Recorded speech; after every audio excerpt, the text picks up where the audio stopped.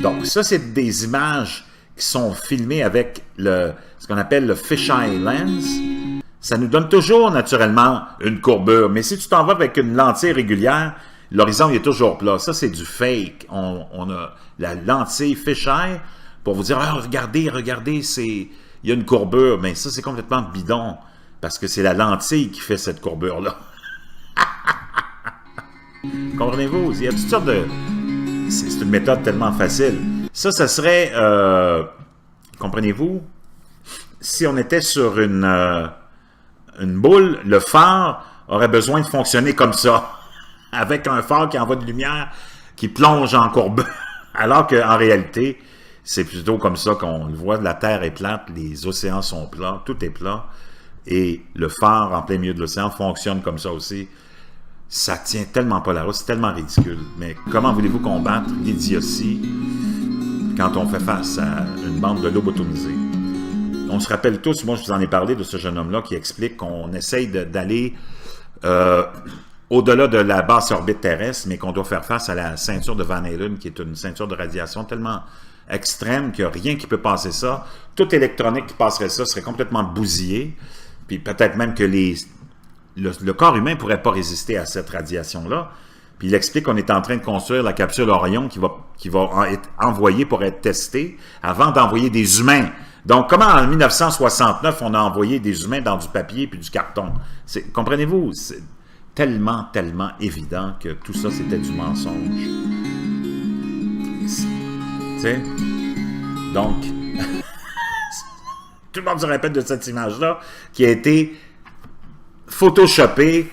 Rob Scriba, qu'il y en a qui suivent naturellement tous ceux qui suivent le mouvement de la Terre plate, Rob Scriba a débunké cette photo-là et on voit très bien un carré autour de cette Terre qu'on voit apparemment sur la Lune qui a été rajouté par Photoshop.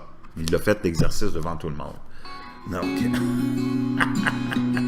c'est tellement ridicule. Ça, c'est le fameux module lunaire qui est allé sur la Lune. Regardez-moi la patente à gosse, du papier, du carton, il n'y a rien qui tient la route là-dedans. Ça serait aller dans l'espace infini, atterrir sur la Lune. Give me a break, man. C'est tellement ridicule. Wow! On dirait une œuvre d'art d'une classe de mauvais élèves en art plastique. On vous dit aussi que la Lune, naturellement, est tellement forte qu'elle va créer la force gravitationnelle pour créer les marées, mais elle n'est pas capable de créer la marée dans un petit verre d'eau. Comprenez-vous? Mais elle est trop faible pour ça. Alors, tu sais, à un moment donné, il faut qu'on prenne tout avec un grain de sel, qu'on remette tous ces concepts-là en question. Il faut qu'on arrête de prendre la science et les scientifiques pour des dieux. Ces gens-là nous ont menti à tous les points de vue. Puis je pense qu'il est temps qu'on se réveille face à cette conspiration. C'est complètement débile. Donc, si le Soleil était vraiment à 93 millions de milles, comme on nous le dit, pensez-vous qu'on pourrait se retrouver avec un nombre comme ça? C'est tellement, tellement absurde. Le Soleil, la Lune, c'est complètement insensé de nous faire avaler que le Soleil est à 93 millions de milles de la Terre, que la Lune est à 343 000 milles de la Terre. C'est complètement ridicule. Donc ici, on a 4 photos de 120 000 pieds d'altitude. Laquelle, pensez-vous, nous provient de la NASA?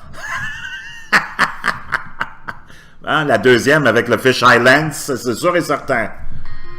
Comprenez-vous la désillusion, le mensonge de ces crapules qui nous gouvernent?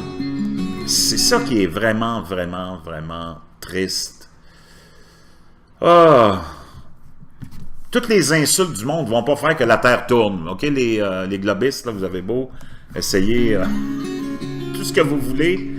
La Terre ne tourne pas. Et oubliez l'atmosphère avec... pour nous faire avaler que... oh, ça tourne, mais vous ne le sentez pas parce que l'atmosphère tourne. Give me a break.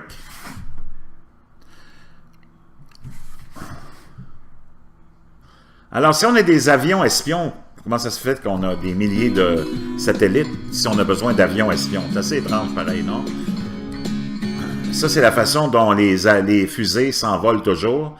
Ça part droit, mais c'est pas long que ça s'en retourne tout de suite en courbe et ça s'en va à l'horizontale parce que on n'est pas capable d'aller en altitude. Il y a quelque chose qui bloque en haut.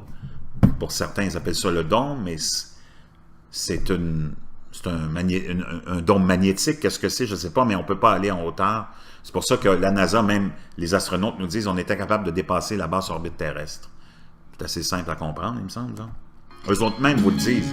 Si on est capable, on n'est pas capable en 2017 de dépasser la basse orbite terrestre, en 69, comment est-ce qu'on est allé à 345 000 milles de la Terre sur la Lune, give us a break, avec du papier mâché, du carton? C'est assez spécial. Ça, c'est la fameuse Blue Marble. Tout est photoshopé. Toutes les photos. Il n'y a pas une photo de la Terre qui n'est pas photoshopée. C'est vraiment pathétique. 2017, 2000, 2002, tout a été photoshopé, tout est monté par... C'est assez incroyable. Donc, on le sait que tout est fait avec des écrans verts, c'est fait dans des studios. On voit ici la fameuse petite boîte dont je vous parlais de Rob Scriba. C'est tellement évident, tellement évident. Donc, 190 000, on peut voir à 190 000 en avant de nous et on voit aucune courbure. Ça, c'est on est dans les Alpes françaises.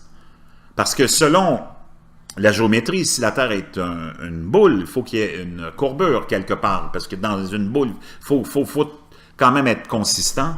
Et la formule de cette courbure-là qu'on peut calculer en géométrie, c'est 8 pouces de courbure au 1000 carrés.